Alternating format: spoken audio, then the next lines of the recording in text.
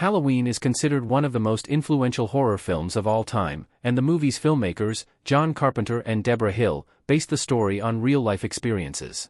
The script, which tells the story of babysitter Laurie Strode, Jamie Lee Curtis, as she's stalked by an evil killer named Michael Myers who has recently escaped from a psychiatric hospital, took about 3 weeks to write, as revealed by Hill in the 2003 documentary Halloween, A Cut Above the Rest. The idea was you couldn't kill evil, she told The Guardian in 2002. We went back to the old idea of Samhain, that Halloween was the night when all the souls are let out to wreak havoc on the living, then came up with the story about the most evil kid who ever lived. When it came to details, Hill drew upon her background to create the film's fictional town, while Carpenter took inspiration from a boy he met in college to create the character of Myers. Here is everything to know about the real stories that inspired Halloween. Is Michael Myers based on a real person? Michael Myers was named after a real person that Carpenter and Hill both knew. As Hill explained in the 2003 documentary Halloween, A Cut Above the Rest, the real-life Myers was the distributor for the filmmakers' assault on Precinct 13. Michael Myers pushed it into the London Film Festival. I felt I owed him, so that was my tribute, Carpenter said in the documentary. When it came to Myers' persona, the screenwriter said he drew inspiration from several sources, including a patient he met while visiting a psychiatric hospital as a student at Western Kentucky University.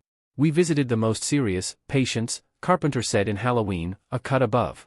There was this kid, he must have been 12 or 13 and he literally had this look. It's a really evil stare. And it was unsettling to me.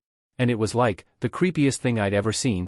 Carpenter described the look further through the character of Sam Loomis, Donald Pleasance, who says in the first film, I met this 6-year-old child with this blank, pale emotionless face. The blackest eyes. The devil's eyes. I spent 8 years trying to reach him and then another 7 trying to keep him locked up, because I realized what was living behind that boy's eyes was purely and simply evil.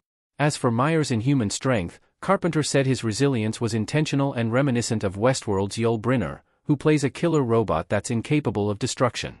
I thought it might be a good idea to raise this Michael Myers character up to a mythic status, the producer said in the documentary. Make him human, yes, but almost like a force that will never stop. That can't be denied. Carpenter told Deadline in 2014, Michael Myers is part person, part supernatural force.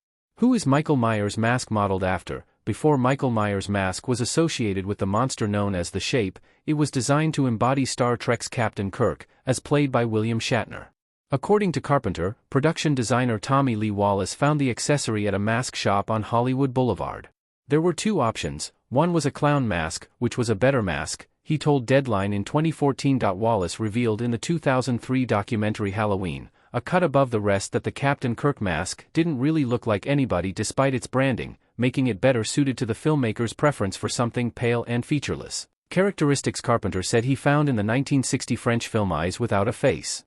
This girl had a burned face so she wore this face mask, and it was really creepy because it was featureless and immobile, except for her eyes, he explained. Wallace ultimately cut the eye holes of the Shatner mask to be larger, tore off the eyebrows, poofed out the hair so it looked demented and strange and removed the sideburns. He also spray-painted the mask white, transforming it into Michael Myers' face.